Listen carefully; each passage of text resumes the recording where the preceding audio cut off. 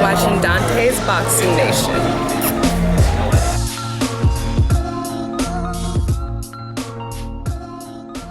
You're VIP, that's why.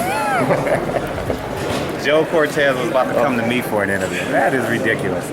Joe Cortez, Manny Pacquiao, Timothy Bradley 3. What's your initial impression? I was super surprised of Manny's comeback, how great he looked. He still had a little spark of the old flash. And he showed that he's not ready to retire, even though he says he's going to retire. But, you know, when they put those greens on top of the table, they start putting those numbers up, I think it'll change the band beat. Like he said tonight, 50-50. You know, it's a chance, 50-50, one way or the other. So that means he's not really 100% sure. Once he gets home and start thinking about if he wants to keep on giving that money out to help out his people out there, another $50 million ain't gonna hurt. So being that he looks so good, didn't get hurt, he'll probably end up coming back. I think it'll be a good way to go out. On top, you know, go out as a winner, but he knows what he's doing and he knows whether he should really retire or not. But I think he won't retire. Or he may retire for a little while. Those 9 months that he took off, I think did him good, because that's why he kind of recharged his batteries. He came back much sharper this time than he looked last time when he lost to Mayweather. You think he's satisfied with or do you think he's looking at things like him placing second? Like, you know, he won the trilogy with Bradley, but of course he has the loss against Mayweather. Do you think that is what will probably bring him back, just knowing that Mayweather has that win over him, or what? Well, you know, there's two ways of looking at it.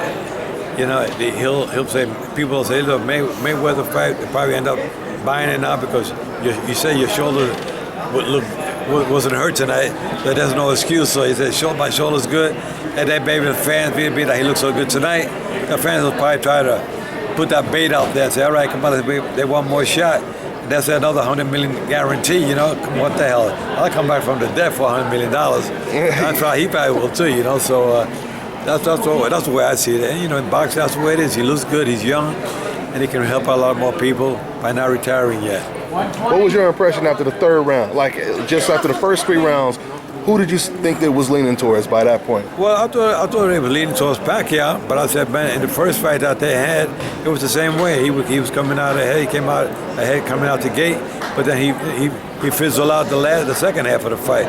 This time, he finished strong. He ended up strong. I mean, he started strong, ended up strong. So, you know, that's boxing for you. You know, remember when I refereed Roberto Duran against Iran Barkley?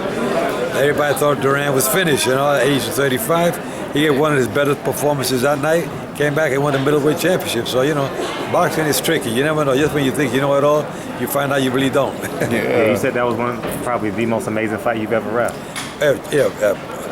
Well, Roberto Duran is an amazing fighter, great athlete, and him and I tell you, but he fought that middleweight championship and beat Iran Barkley. It was one of my better fights as a referee. What's your dream fight today? Who do you want to see in the ring? Well, you know, one dream fight would be to see, that's a good question. Canelo Alvarez would be a great fight to match him up against somebody like Keith Thurman, you know. But Keith Thurman is a welterweight, so, you know. But he's fighting Khan. We were just talking about that. It was like, if he's going to fight Khan, he might as well fight Keith Thurman. Yeah, if he fight Keith Thurman, I think that'd be a good matchup, you know. But let him fight. Keith Thurman is going to fight Sean Porter now in June. So let's see what happens. And maybe if Keith Thurman wins, then they could probably try to match him up against Canelo Alvarez. But you never know.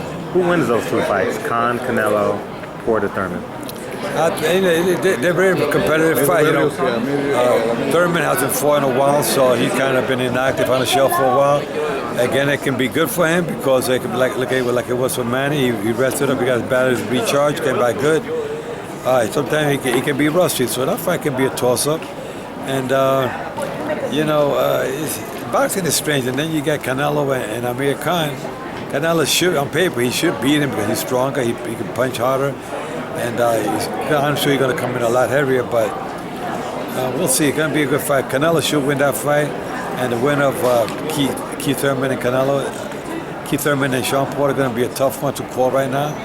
but it'll be a good matchup. You can't lean towards anyone on that Thurman Porter? No, it's kind of hard. Porter is tough. He's got all the skills. He's got a lot. But he lost to a boxer. That guy, what's his name from Great Britain? Kell Brook. He lost to Kell Brook, so he might have some difficulties against a good boxer. And Keith Thurman is a good boxer, but again, Keith Thurman might come in rusty. But Sean Porter shows that he has a lot of potential. Sean Porter can beat him too. I've seen Sean Porter work out. I think Sean Porter has a lot of good skills, and I have to lean maybe towards Sean Porter. Oh, okay. You lean towards Sean Porter. Yeah, Interesting. I do. Okay. I do. Now, going back to Canelo Khan real quick, if they were naturally the same size in the exact same division, who would you give the edge to then? I have to go with Amir Khan. Amir Khan's a slicker boxer. He got more speed, and Canelo is strong and whatnot, but he's not as quick. And sometimes speed cannot maneuver a guy who's a little on the sluggish side. Canelo Alvarez is a good puncher, but I think that Amir Khan got the speed and he can move. But then again, his jaw is sometimes kind of questionable, you see, so. His jaw betrays him sometimes. Yeah, exactly. So, you can have all the speed in the world, but if you get clocked one time on the chin, there you go, man. You feel like, you get buzzed and everything changes. Hi, you're watching Dante's Boxing Nation. Woo!